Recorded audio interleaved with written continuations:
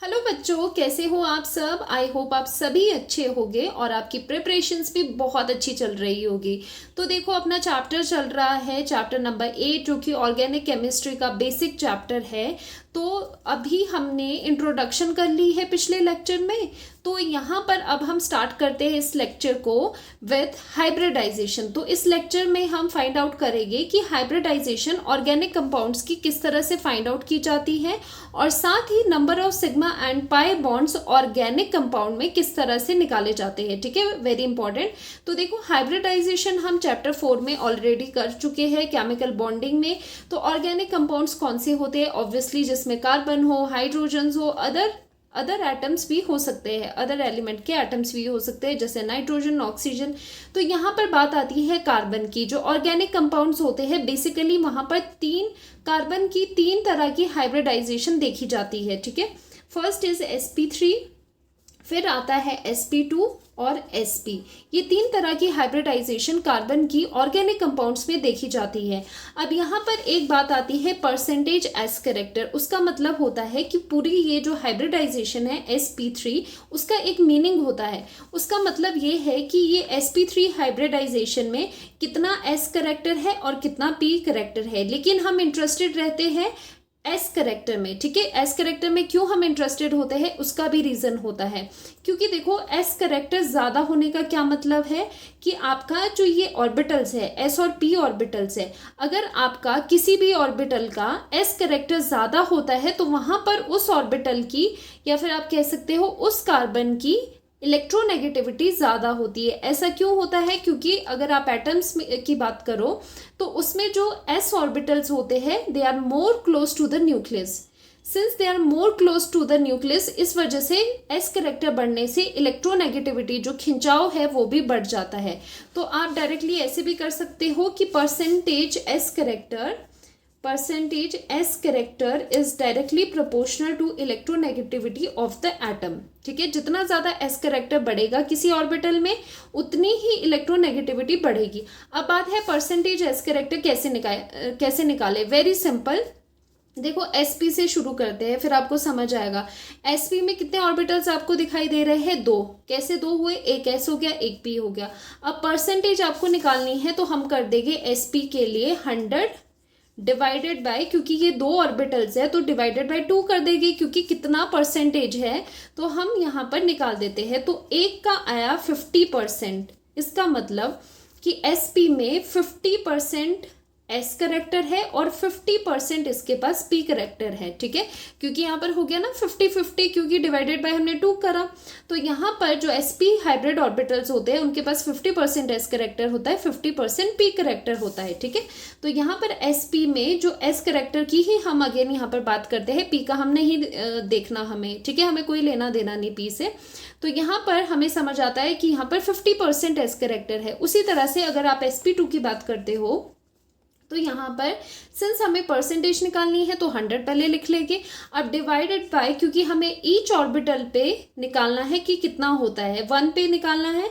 लेकिन यहाँ पर टोटल कितने हैं? 2 p के है और एक s का है, टोटल 3 है। इसमें डिवाइडेड बाय 3 करोगे तो आ जाता है 33% के अराउंड। ठीक है, तो यहाँ पर S करेक्टर, क्योंकि 33% यहाँ पर S वाला है, फिर 33%, क्योंकि यहाँ देखो इसको इस तरह से ब्रेक डाउन कर सकते हो।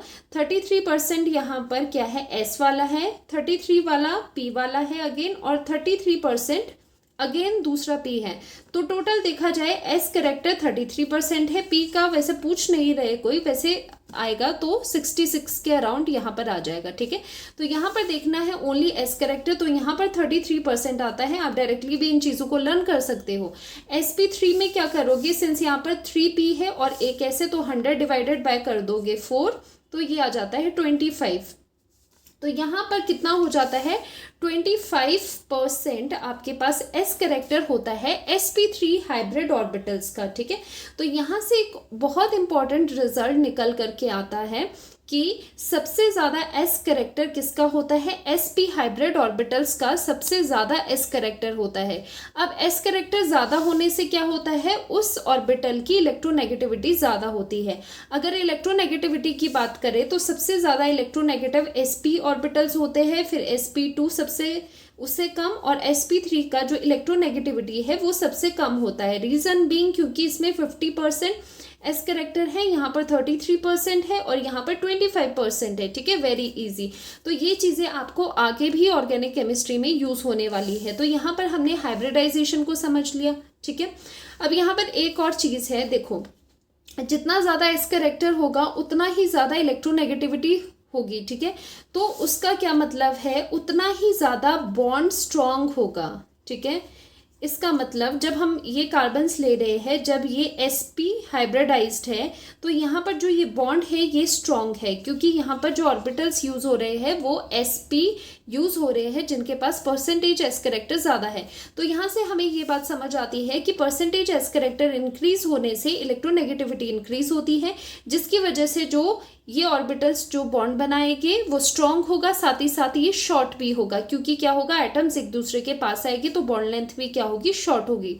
तो यही चीज हमने यहाँ पर मेंशन की है, as percentage S character increases electronegativity of carbon atom increases, so hybrid orbital is close to the nucleus. ठीक है, तो क्या होगा, वो हाइब्रिड ऑर्बिटल न्यूक्लियस के क्लोज होगा जिसमें एस करेक्टर ज्यादा होगा, hence forms short and strong bond. तो ऐसे जो ऑर्बिटल्स होते हैं, ऐसे हाइब्रिड ऑर्बिटल्स जिनका एस करेक्टर ज्यादा हो, वो शॉर्ट बॉन्ड्स बनाते हैं एंड स्ट्रॉन्ग बॉन्ड्स बनाते हैं। ठीक है, तो अब आती है बात कि अगर क्वेश्चन आ जाए शॉर्टकट क्या होगा, कि किस तरह से देखा जाए कि ये sp3 है या sp2 है या sp है। तो बहुत ही इजी ट्रिक आपको बताने वाली हूँ जिससे आप बिल्कुल इजीली निकाल पाओगे। ठीक है, जस्ट आपको क्या करना है, आपको सिग्मा बॉन्ड्स देखने हैं। अब सिग्मा बॉन्ड पाई बॉन्ड तो देखने आते हैं ना, देखो मैं बता देती हूँ, फिर भी किसी को अगर नहीं आते होंगे, देखो मैंने आपको एक चीज़ बताई है कि अगर सिंगल बॉन्ड कभी प्रेजेंट हो तो वो डेफिनेटली सिग्मा ही है। ठीक है, कभी आपको कहीं पर डबल बॉन्ड नजर आए तो उसमें से एक सिग्मा होता है और एक पाई है। ठीक है, उसी तरह से ट्रिपल बॉन्ड आपको नजर आए तो उसका मतलब एक सिग्मा होता है और दो पाई होते हैं। मतलब अगर आपको मल्टीपल बॉन्ड्स दिखाई दे रहे हैं तो मल्टीपल बॉन्ड्स में से सिर्फ और सिर्फ एक सिग्मा होता है और बाकी के जितने भी मल्टीपल बॉन्ड्स है वो आप पाई बॉन्ड बोलोगे। ठीक है, एंड सिंस कार्बन टेट्रावेलेंट होता है तो यहाँ पर ट्रिपल बॉन्ड तक ही हम पढ़ते हैं, सिंगल, डबल एंड ट्रिपल। तो इस तरह से आपको समझ आ गया कि सिग्मा बॉन्ड कौन सा होता है, पाई बॉन्ड कौन सा होता है। ठीक है, all the single bonds are sigma bonds. ठीक है, ये चीज समझ आ गई। अब देखो सिग्मा और पाई बॉन्ड निकालना हमें पता है, अब उसी से हम हाइब्रिडाइजेशन भी निकालते हैं। जैसे sp3 हाइब्रिडाइजेशन कब आती है, आपको निकालने हैं इसमें सिग्मा बॉन्ड्स। हाइब्रिडाइजेशन निकालने के लिए सिग्मा बॉन्ड्स पर आप फोकस करो। ठीक है, तो जिस कार्बन की आपने हाइब्रिडाइजेशन निकालनी है उसके नंबर ऑफ सिग्मा बॉन्ड्स निकालो कि उसके चारों तरफ कितने सिग्मा बॉन्ड से वो बॉन्डेड है।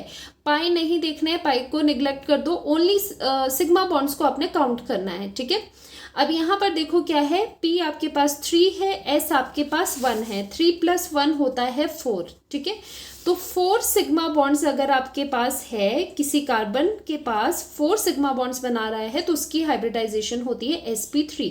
3 पर मत जाना, 3 + 1 करना, 4 आ जाता है। 2 + 1 कितना हो गया, 3 सिग्मा बॉन्ड्स अगर कोई भी कार्बन बना रहा है तो उसकी हाइब्रिडाइजेशन sp2 होती है। sp में क्या करेंगे, 1 और 1 2 सिग्मा बॉन्ड्स अगर कोई कार्बन आपके पास बना रहा है, कोई भी एटम बना रहा है तो उसकी हाइब्रिडाइजेशन होती है sp। तो ये शॉर्ट ट्रिक है, इससे आप बिल्कुल सेकंड्स में ही हाइब्रिडाइजेशन का पता लगा सकते हो। तो चलिए इसके क्वेश्चन, इसके रिगार्डिंग क्वेश्चंस करते हैं सो दैट ये कंसेप्ट आपको क्लियर हो जाए।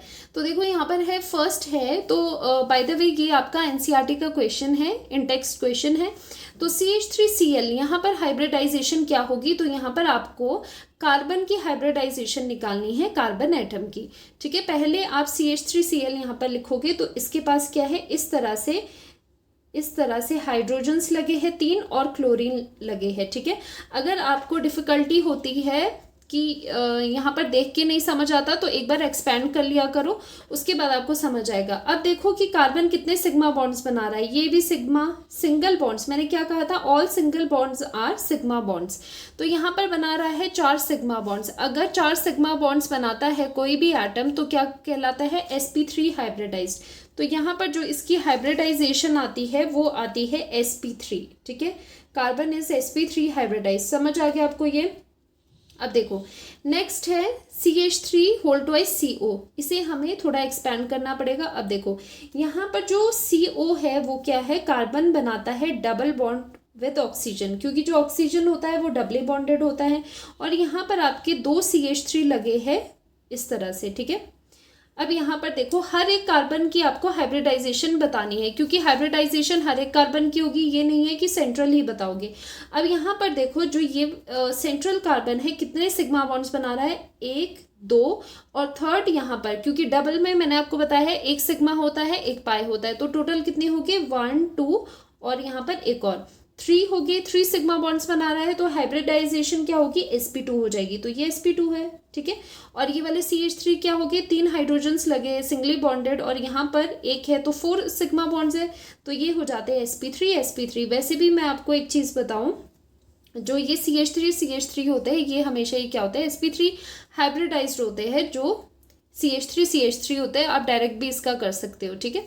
नेक्स्ट इज CH3CN, तो इसका भी एक्सपेंड कर लेंगे। CH3 सिंगल बॉन्ड और CN क्या होता है, ट्रिपल बॉन्ड बनाता है, ये चीज़ें आपको पता होनी चाहिए। C ट्रिपल बॉन्ड N बनाता है, ठीक है।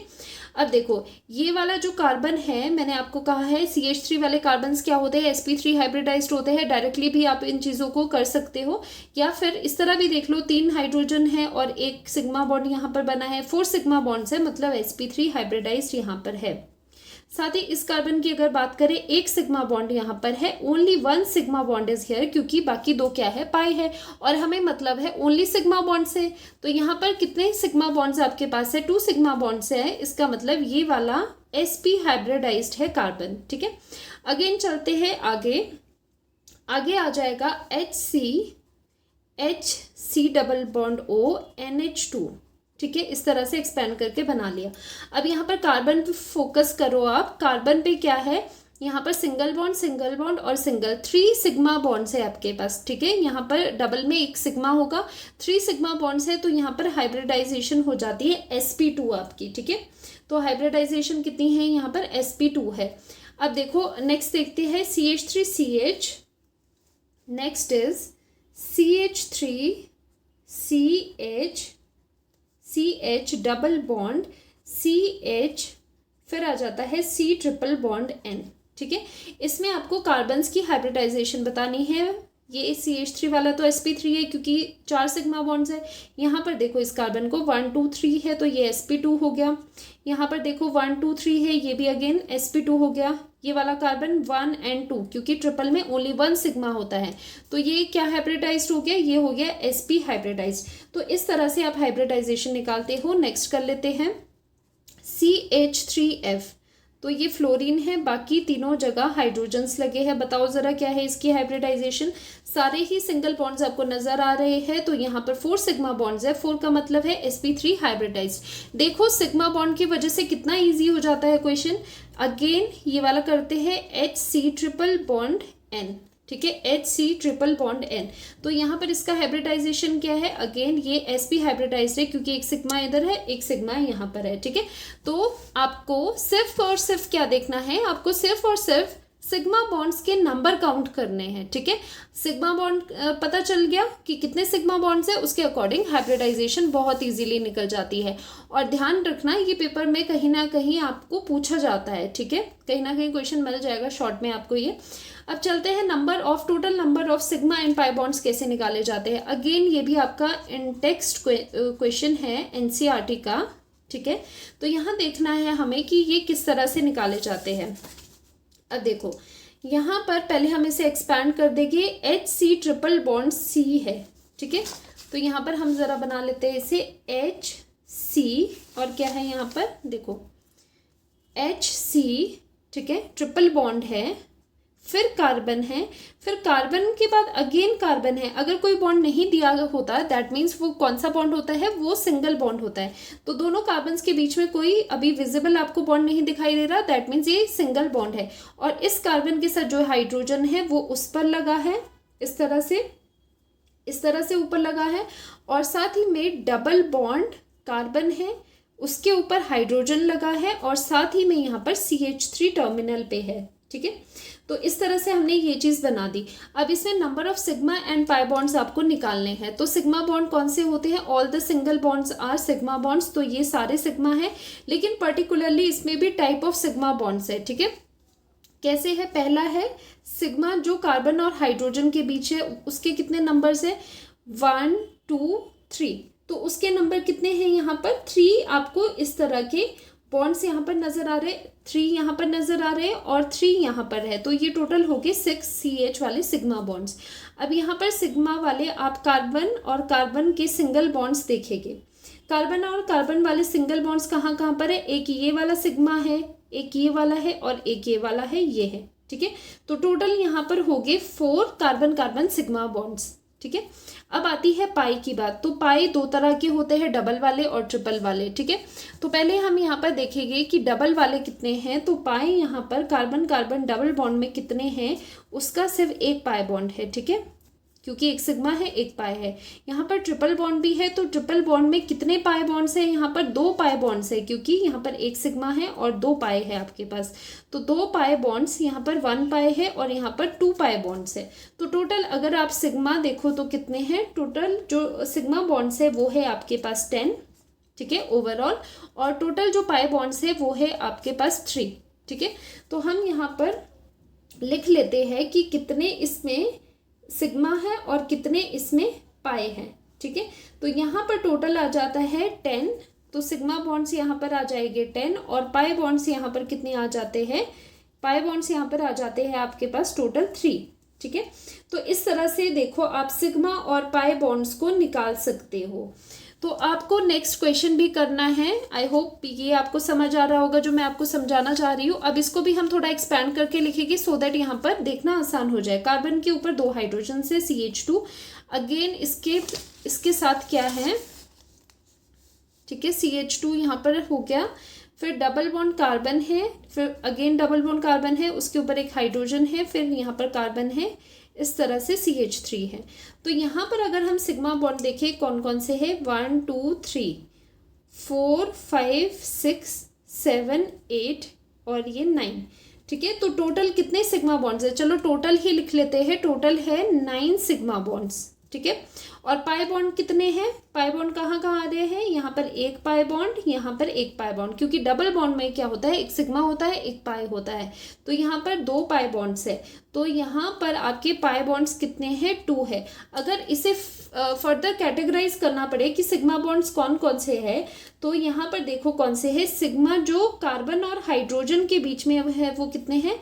1 2 3 4 5 6 ऐसे सिग्मा बॉन्ड्स है जो कार्बन और हाइड्रोजन के बीच में है। कार्बन कार्बन के बीच में कितने हैं? कार्बन कार्बन के बीच में हो गए 1 2 एंड 3 बॉन्ड्स कार्बन कार्बन के बीच में है। और पाई बॉन्ड कौन से है? पाई बॉन्ड है यहाँ और यहाँ। तो 2 पाई बॉन्ड्स है जो कि डबल बॉन्ड वाले में प्रेजेंट है, ठीक है। तो इस तरह से आप number of sigma bonds, number of pi bonds, ये तो बहुत ईजी होता है सिग्मा बॉन्ड पाई बॉन्ड निकालना, क्योंकि जस्ट इसमें आपको सिर्फ और सिर्फ क्या चीज़ ध्यान रखने की ज़रूरत है कि जब भी आपके पास कोई मल्टीपल बॉन्ड होता है उसमें आपको ध्यान देने वाली बात है कि ऑलवेज सिर्फ और सिर्फ एक सिग्मा होते हैं, बाकी के जो 2 रिमेनिंग बॉन्ड्स है वो पाई होते हैं। तो एक ट्रिपल बॉन्ड में एक सिग्मा होता है और 2 पाई होते हैं। उसी तरह से डबल बॉन्ड में एक सिग्मा होगा एक पाई होगा, ठीक है। और जो भी सभी सिंगल बॉन्ड्स होते हैं वो सारे के सारे क्या होते हैं? वो सिग्मा बॉन्ड्स होते हैं। तो यहाँ पर हमने कंप्लीट करा hybridisation and sigma and pi bond का कंसेप्ट। और मिलते हैं आपको नेक्स्ट लेक्चर में। Bye bye.